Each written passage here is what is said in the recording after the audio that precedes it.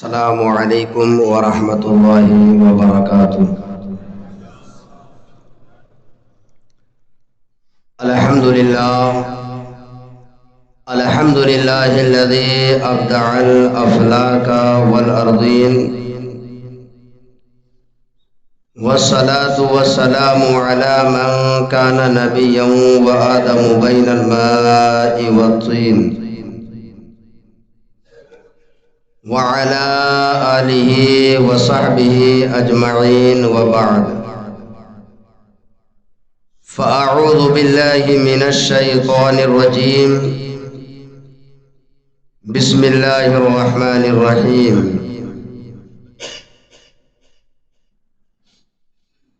قال الذی عنده علم من الكتاب انا آتیک به قبل ان يرتد الیک طرفک۔ آمنت باللہ صدق اللہ العظیم وصدق رسوله النبی الکریم ونحن علی ذلک لمن الشاہدین والشاکرین والحمد للہ رب العالمین۔ خدا کے فضل سے ہم پر ہے سایہ غوث اعظم کا، خدا کے فضل سے ہم پر ہے سایہ غوث اعظم کا، ہمیں دونوں جہاں میں ہے سہارا غوث اعظم کا، ہمیں دونوں جہاں میں ہے سہارا غوث اعظم کا۔ اور مریدی لا تخف کہہ کر تسلی دی غلاموں کو۔ حضور سیدنا غوث پاک فرماتے ہیں، مریدی لا تخف اللہ ربی عطانی رفعتا نلت المنالی۔ مریدی لا تخف کہہ کر تسلی دی غلاموں کو، مصیبت ٹال دینا کام کس کا غوث اعظم کا، مصیبت ٹال دینا کام کس کا غوث اعظم کا۔ اور الیہ یا مبارک آتی تھی آواز خلعت میں، الیہ یا مبارک آتی تھی آواز خلوت میں، یہ دربار الہی میں ہے رتبہ غوث اعظم کا، یہ دربار الہی میں ہے رتبہ غوث اعظم کا۔ اس سے پہلے کہ کچھ عرض و معروض کا سلسلہ جاری کیا جائے، ہم اور آپ مل کر انتہائی عقیدت و محبت کے ساتھ ساری کائنات کے مرکز عقیدت مصطفیٰ جان رحمت، ہم غریبوں کے غم گسار سید ابرار و اخیار، ساری کائنات کے مالک و مختار نائب پروردگار جناب محمد الرسول اللہ صلی اللہ تعالی علیہ وسلم کی بارگاہ ناز میں ہدیہ درود و سلام نچھاور کریں اور بلند آواز سے درود پاک پڑھیں۔ اللہم صلی علی سیدنا و مولانا محمد وبارک وسلم صلاة و سلاما علیک یا رسول اللہ صلی اللہ تعالی علیہ وسلم۔ آج کے اس مختصر وقت میں میں آپ کو دو چیزیں بتلاؤں گا، اس میں سے ایک یہ ہے کہ ایک گروہ ایسا ہے جو اولیاء کرام کی کرامت کو سرے سے نکار دیتا ہے، انکار کر دیتا ہے، اور ایک گروہ ایسا بھی ہے کہ اولیاء کرام کی کرامت کو مانتا ہے، اولیاء کرام کا نام بھی لیتا ہے، اور اولیاء کرام کے نام کو غلط استعمال کر کے جماعت اہل سنت والجماعت کی بدنامی کا سبب بنتا ہے۔ ہمارا مقصد صرف کرامت بیان کرنا نہیں، لوگوں کی اصلاح کرنا مقصد ہونا چاہیے۔ جو لوگ کرامت کا انکار کرتے ہیں انہیں میں سمجھانا چاہوں گا کہ انبیاء کرام کے معجزات اور اولیاء کرام کی کرامات یہ قرآن مقدس سے ثابت ہے۔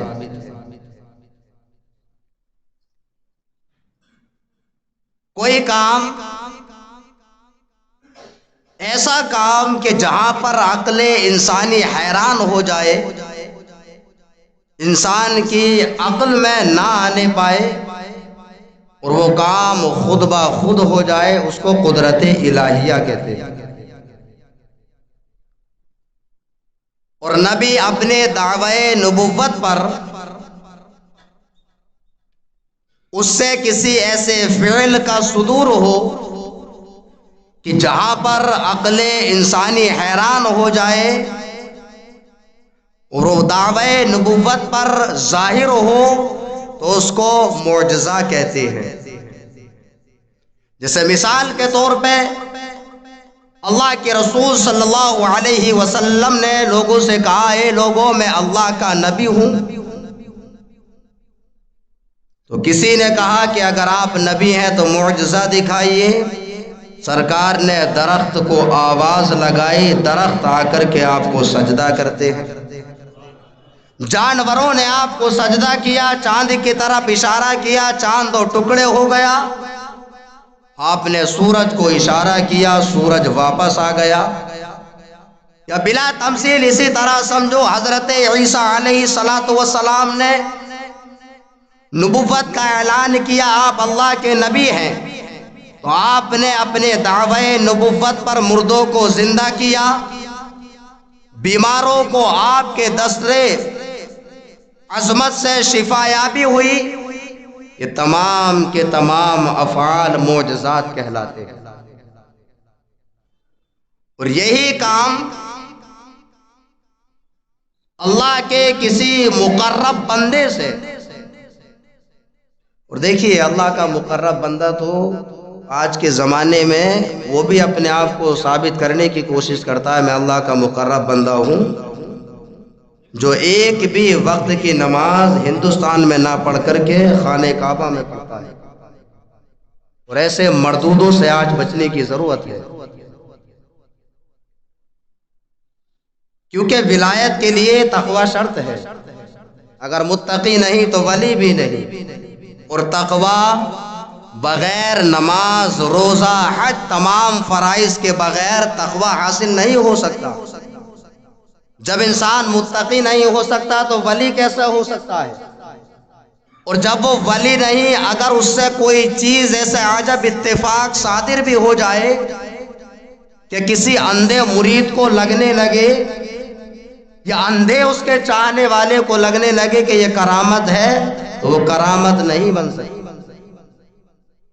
کرامت اسی کو کہیں گے کہ جب کوئی متقی شخص، اللہ کا ولی، اس سے کوئی چیز ایسی صادر ہو جائے کہ جہاں پر عقل انسانی حیران ہو جائے، تو اگر وہ واقعی اللہ کا ولی ہے تو اس کو کرامت کہتے ہیں۔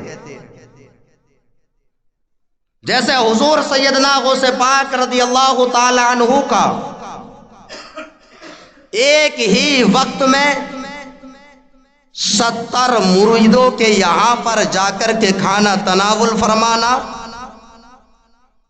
حضور سیدنا غوث پاک رضی اللہ تعالی عنہ آپ کسی کے بدن پر اپنا دست اطہر رکھ دے تو اس کا صحت یاب ہو جانا،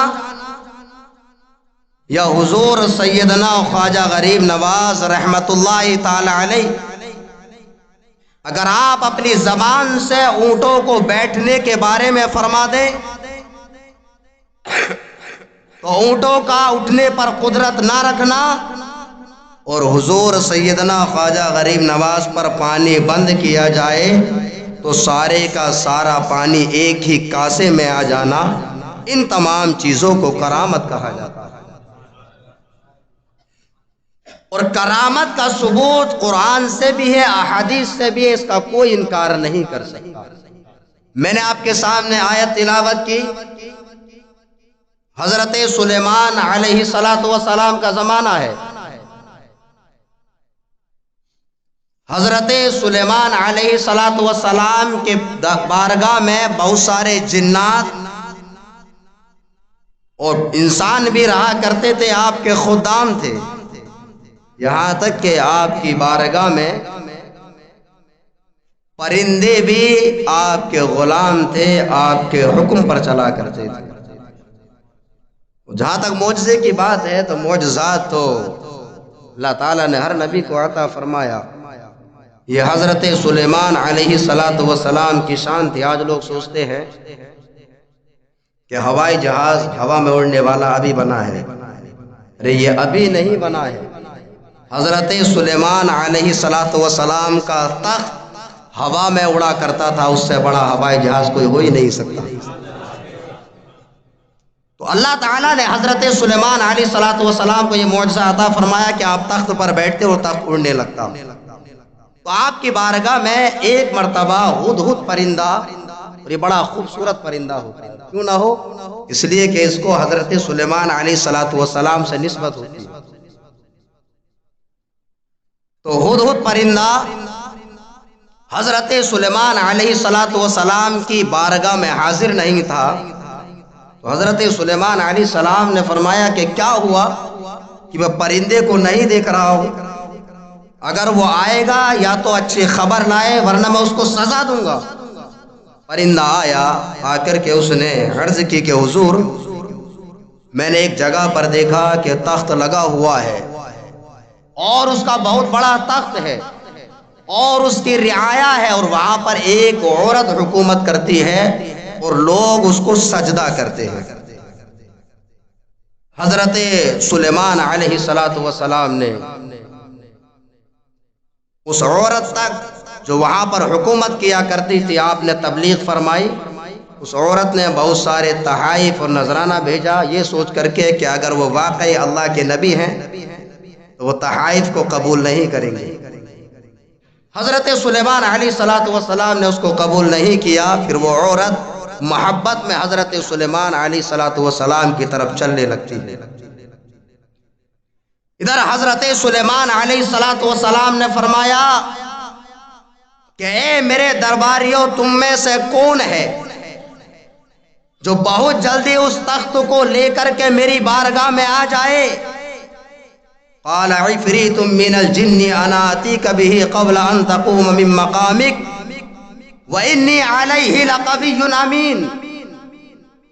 ایک جن کھڑا ہوتا ہے اور عرض کرتا ہے کہ حضور، مجھے اللہ تعالیٰ نے ایسی طاقت دی ہے، مجھے یہ قوت دی ہے کہ آپ کی مجلس برخاست ہونے سے پہلے پہلے اس تخت کو لا کر کے میں آپ کی بارگاہ میں حاضر ہو جاؤں گا۔ حضرت سلیمان علیہ السلام نے ارشاد فرمایا کہ نہیں، مجھے اس سے بھی جلدی چاہیے۔ یہ جن تھا، اور دیکھیے جن کی طاقت پر بھروسہ وہ بھی رکھتے ہیں جو انبیاء کرام اور اولیاء کرام کی طاقت کا انکار کرتے ہیں، لیکن یہیں پر قرآن کی انہی آیات میں تقابل ہے۔ ایک طرف جن ہے جو یہ کہہ رہا ہے کہ میں آپ کی بارگاہ میں تخت اتنی تعجیل و عجلت کے ساتھ لے کر کے آ جاؤں گا کہ آپ کی مجلس جتنی دیر چلتی ہے وہ ختم نہیں ہونے پائے گی اور میں تخت لے کر کے حاضر ہو جاؤں گا۔ لیکن حضرت سلیمان علیہ السلام فرماتے ہیں کہ نہیں، مجھے اس سے بھی جلدی چاہیے۔ ایک شخص کھڑا ہو جاتا ہے جس کے بارے میں قرآن نے بیان کیا اور اس کا کوئی بھی انکار نہیں کر سکتا۔ قال الذی عنده علم من الکتاب انا آتیک بہ قبل ان یرتد الیک طرفک، یعنی ایک شخص کھڑا ہوتا ہے حضرت سلیمان علیہ السلام کے درباریوں میں سے اور وہ کہنے لگتا ہے کہ حضور آپ مجھے اجازت مرحمت فرمائیے، میں آپ کی بارگاہ میں تخت لے کر اتنی عجلت کے ساتھ، اتنی سرعت کے ساتھ حاضر ہو جاؤں گا کہ ایک پلک نہیں جھپکنے پائے گی کہ تخت آپ کی بارگاہ میں حاضر ہو جائے گا۔ حضرت سلیمان علیہ السلام نے اجازت مرحمت فرمائی تو کیا دیکھا کہ حضرت سلیمان علیہ السلام کی بارگاہ میں تخت بلقیس حاضر ہو جاتا ہے۔ تبھی تو ہم کہتے ہیں کہ حضرت سلیمان علیہ السلام کے زمانے کا ایک اللہ کا ولی حضرت آصف بن برقیہ، اس کی طاقت کا یہ عالم ہے کہ وہ ایک آنے واحد میں، یعنی انسان جو پلک مارتا ہے، پلک مارنے میں ایک سیکنڈ کا وقت بھی نہیں لگتا ہے، اتنے سے وقت میں ایک بھاری بھرکم تخت کو لا کر کے حضرت سلیمان علیہ السلام کی بارگاہ میں حاضر ہو سکتا ہے۔ جب قرآن سے ثبوت مل گیا تو ہم کیوں نہ کہیں کہ حضور سیدنا غوث پاک رضی اللہ تعالیٰ عنہ بھی ایک ہی وقت میں 70 مریدوں کے گھر کھانا بھی تناول فرما سکتے ہیں، اور سیدنا خواجہ غریب نواز ایک ہی کاسے میں انا ساگر کو بھی بھر سکتے ہیں۔ اب کون ہے جو انکار کرے؟ اور ہم نے پچھلے جمعے میں، چونکہ میری ایک عادت ہے کہ اگر کوئی تقریر ہو تو کم سے کم 1-1.5 گھنٹہ ہونا چاہیے، پچھلے جمعے میں ہم نے حدیث سے بتایا کہ جب کسی پر طاقت اللہ تعالیٰ کی ہو تو پھر اس کی طاقت کا اندازہ کون لگا سکتا ہے؟ تو یہ بات ہو گئی کرامت کی کہ کرامت کا ثبوت قرآن مقدس سے بھی ہے اور احادیث مبارکہ سے بھی ہے۔ تو جو کرامت کا انکار کرے اس کے بھی پیچھے مت لگنا۔ اور دیکھیے، میں بار بار ایک جملہ بولتا ہوں، پوری روئے زمین پر کوئی بھی انسان آپ کو ایسا نہیں ملے گا جو کافر ہو اپنے زوم میں یا جو گمراہ ہو۔ ارے کوئی انسان چاہے وہ کسی بھی چیز کو ماننے والا ہو، کیا وہ اپنے بارے میں یہ سوچ سکتا ہے میں گمراہ ہوں یا کافر ہوں؟ ایمان اور عقیدہ آپ کو درست کرنا ہے۔ کوئی بھی انسان چاہے وہ کیسا ہی عقیدہ رکھتا ہو، اپنے گمان میں کوئی بھی کافر نہیں ہوتا ہے۔ اپنے گمان میں، اس لفظ کو سمجھیے، یعنی اس کے گمان میں آپ غلط ہوں گے اور آپ کے گمان میں وہ غلط ہوگا۔ ایمان اور عقیدہ آپ کو درست کرنا ہے۔ تو یہ بات تو ہو گئی کرامت کی، ان لوگوں کے لیے جواب جو کرامت کا انکار کرتے ہیں۔ اب آئیے دوسرا پہلو دیکھتے ہیں کہ ایک وہ گروہ بھی ہے ہمارے درمیان میں جو کرامت کو بھی مانتا ہے، ماشاءاللہ اولیاء کرام کو بھی مانتا ہے، لیکن ان کے نام پر ایسی ایسی خرافات کرتا ہے کہ شیطان بھی شرما جائے۔ اللہ تعالیٰ نے قرآن مقدس میں سورہ انفال آیت نمبر 35 میں ارشاد فرمایا، وَمَا كَانَ صَلَاتُهُمْ عِنْدَ الْبَيْتِ إِلَّا مُكَاءٌ وَتَصْدِيَةٌ فَذُوقُوا الْعَذَابَ بِمَا كُنْتُمْ تَكْفُرُونَ۔ پہلے اس کو سمجھیے کیونکہ وقت کم ہے کہ نبی کریم صلی اللہ علیہ وسلم کے ظاہری زمانے میں کفار و مشرکین کیا کرتے تھے کہ وہ خانہ کعبہ کے ارد گرد جاتے، وہ تالیاں بجاتے تھے اور سیٹی بجاتے تھے۔ سمجھ رہے؟ یہ قرآن کی آیت ہے۔ تالیاں بجاتے تھے اور سیٹی بجاتے تھے، اور میں نے یہ جملہ ابھی بولا کہ کوئی بھی انسان اپنے گمان میں کافر ہوتا نہیں ہے، اور وہ یہ سوچتے تھے کہ ہماری یہی عبادت ہے۔ ان کے تعلق سے اللہ تعالیٰ نے ارشاد فرمایا، وَمَا كَانَ صَلَاتُهُمْ عِنْدَ الْبَيْتِ، اور ان کی نماز خانہ کعبہ کے سامنے نہیں ہے، إِلَّا مُكَاءٌ وَتَصْدِيَةٌ، مگر یہ کہ وہ تالیاں بجاتے ہیں اور سیٹیاں بجاتے ہیں۔ فَذُوقُوا الْعَذَابَ بِمَا كُنْتُمْ تَكْفُرُونَ، تو اس عذاب کا مزہ چکھو جو کفر کے بدلے میں تمہیں ملا ہے۔ تو یہاں پر تالی بجانا اور سیٹی بجانا یہ کفار و مشرکین کی علامت قرار دیا گیا۔ وہاں مجھے بتائیے کہ آج کے زمانے میں مسلمانوں کا نام لے کر کے، اولیاء کرام کا نام لے کر کے، اگر بتی جلا کے جھوم کر کے، وہاں پر خانہ کعبہ تھا، خانہ کعبہ کے ارد گرد لوگ تالیاں بجاتے، سیٹی بجاتے۔ آج بھی کچھ لوگ اپنے محلے کی مسجد کے ارد گرد اور یا دوسری جگہ پر کہیں سے گزرتے ہیں، چادر کے نام پر، غوث پاک کے نام پر، غریب نواز کے نام پر، صندل کے نام پر، کیا تالیاں اور سیٹیاں نہیں بجاتے؟ تالیاں سیٹیاں بجانا اللہ تعالیٰ نے کفار قریش کا طریقہ فرمایا۔ تو جس چیز کی اللہ تعالیٰ نے مذمت فرمائی اور جس کی نسبت کافروں کی طرف کی، وہ کسی ولی کی منقبت کے ساتھ یا نعت رسول کے ساتھ منسوب کرنا کیسے درست ہو سکتا ہے؟ تو بتانے کا مقصد یہ ہے کہ ایک گروہ وہ ہے جو اولیاء کرام کی کرامت کا انکار کرتا ہے، اور ایک گروہ وہ ہے جو اولیاء کرام کی کرامت کو تو بیان کرتا ہے لیکن اس کے اندر ایسی خرافات کو داخل کر لیتا ہے کہ جس کے بعد میں اہل سنت والجماعت پر لوگ طعنہ زنی کرتے ہیں اور لوگ یہ کہتے ہوئے نظر آتے ہیں یہی سنیت ہے۔ ہم بتانا یہ چاہتے ہیں ارے سنی وہ ہوتا ہے جو اولیاء کرام کو بھی مانتا ہے اور قرآن کے ہر فرمان پر عمل کرتا ہے، اور اتنا ہی نہیں، سنی اس کو نہیں کہتے جو ہر حرام کام کو چھوڑ دے، بلکہ اصلی سنی وہ کہلاتا ہے کہ اگر کسی کام کے اندر کوئی ایک غلط پہلو بھی پایا جائے تو سچا سنی وہی ہوتا ہے اس غلط پہلو پائے جانے والے کام کو بھی ترک کرتا ہوا نظر آتا ہے۔ تو دونوں چیزوں سے بتانے کا مقصد یہ ہے کہ جو کرامت کا انکار کرے ان سے بھی بچیے، اور جو اپنے آپ کو ولی بن کر کے بیٹھے اور نماز نہ پڑھے، رات دن ڈھول دھماکہ بجاتا رہے، تالیاں بجواتا رہے، اس سے بھی بچیے۔ اللہ رب العزت ہم تمام کو اعمال صالحہ کی توفیق عطا فرمائے۔ ساتھ ہی ساتھ ہم نے پچھلے جمعہ میں بھی بتایا، دیکھیے میں ایک ایسا انسان ہوں کہ کوئی انسان کسی چیز کی تعریف کسی بھی طرح کرے لیکن ہم اس سے اگر الگ ہٹ کر کے نہیں بولتے۔ جہاد اسلام کا حصہ ہے اور اس سے کسی کو کوئی انکار نہیں ہو سکتا، اور جہاد یعنی اگر اللہ کے رسول صلی اللہ علیہ وسلم نے ارشاد فرمایا کہ اگر کسی کے اندر جذبہ جہاد اور جذبہ شہادت نہ ہو، انسان منافق ہے۔ جہاد اسلام کا اہم ترین حصہ ہے، اور جہاد دو طرح کا ہوتا ہے۔ وہ نفس والا جہاد تو چھوڑ دیجئے، وہ الگ ہے۔ اور دیکھیے جہاد نفس کو جہاد اکبر اس لیے کہا گیا ہے کہ جہاد بالسیف کرنے کے لیے بھی جہاد نفس کی ضرورت ہے۔ جب آپ کا نفس ہی مر جائے گا تو آپ کہاں جنگ کریں گے؟ تو جہاد اسلام کا حصہ ہے، اور اگر کہیں مجاہدین اسلام کے شعار کو بچانے کے لیے کوئی جنگ کرتے ہیں تو ہر اعتبار سے، دلی اعتبار سے ہمیں ان کا ساتھ دینا چاہیے۔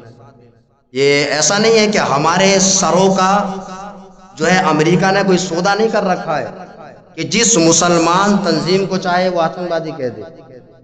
ہمارے نزدیک آتنکواد بھی ایک الگ چیز ہے۔ آتنکواد اس کو کہتے ہیں جو سامنے کی لڑائی نہ لڑ کر کے عورتوں پر اور بچوں پر ظلم کرے، اور آج کے زمانے میں اگر یہ دیکھا جائے تو یہودی سب سے زیادہ کر رہے ہیں۔ یہ بولنے میں ہمیں کوئی دو رائے نہیں ہے۔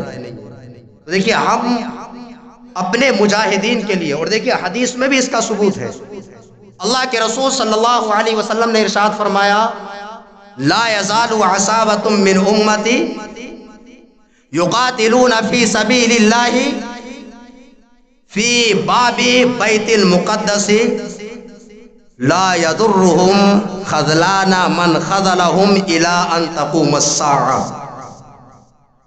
تو ہمیں جب یہ حدیث کو میں نے پڑھا تو ایک انرجی ملتی ہے۔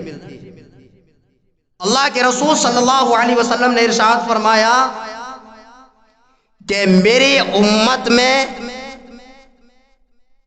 کچھ گروہ ایسے ہوں گے جو اللہ کی راہ میں جہاد کریں گے، فی باب بیت المقدس وما حولہ، بیت المقدس کے دروازے پر اور اس کے ارد گرد، اور وہ اللہ کی راہ میں جہاد کریں گے، اور ان کو ظالم، ان کو تکلیف پہنچانے والے قیامت تک کوئی تکلیف نہیں پہنچا سکیں گے۔ بیت المقدس کہاں ہے؟ ہر کوئی جانتا ہے نا، فلسطین میں۔ اللہ کے رسول صلی اللہ علیہ وسلم نے یہ پیشن گوئی فرمائی تو کافر یہ نہ سوچے کہ مسلمان بڑی آسانی سے بیت المقدس کو چھوڑ دیں گے۔ کبھی بیت المقدس کو چھوڑنے والے نہیں، اس لیے کہ جس پر اللہ کے رسول صلی اللہ علیہ وسلم نے مہر لگا دی کہ یہ قیامت تک ہار ماننے والے نہیں، حضور نے فرما دیا تو کبھی ہار مان ہی نہیں سکتے۔ تو ہمیں ان کے لیے کیا کرنا ہے؟ ہم کیا کر سکتے ہیں؟